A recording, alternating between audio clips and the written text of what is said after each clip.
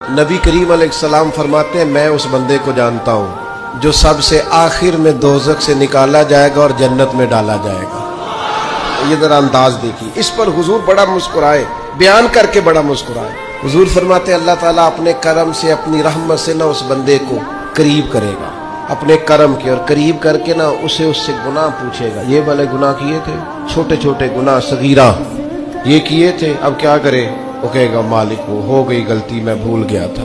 अल्लाह फरमाएगा, ये वाला भी किया था, या अल्लाह गलती हो गई, नफ्स गालिब आ गई। ये वाला भी किया था, अल्लाह मैं भूल गया था। हुजूर फरमाते हैं, अब ये बंदा डर रहा है कि ये तो अभी छोटे छोटे हैं, मेरे तो पाप भी हैं बड़े बड़े पीछे, ये जो शुरू हुआ है काम तो ये कहीं दूर ही ना निकल जाए, क्योंकि ये तो छोटे छोटे गुनाह सगायर अभी आ रहे हैं, तो पीछे कबायर भी हैं और बड़े बड़े गुनाह हैं।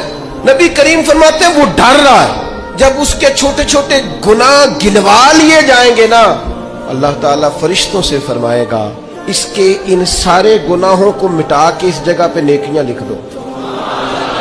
नबी पाक फरमाते हैं, जब कहा ना इसके गुनाह मिटा के नेकियां लिख दो, तो फौरन बोल पड़ा, कहने लगा, या अल्लाह मैंने तो बड़े बड़े भी किए। अल्लाह वो बड़े बड़े भी तो मेरे ही है ना, वो किधर गए? तो हुजूर इस बात को बयान करते मुस्कुराए, और सहाबा फरमाते हैं, इतना मुस्कुराए कि हमने मुकद्दस दांतों से नूर निकलता देखा।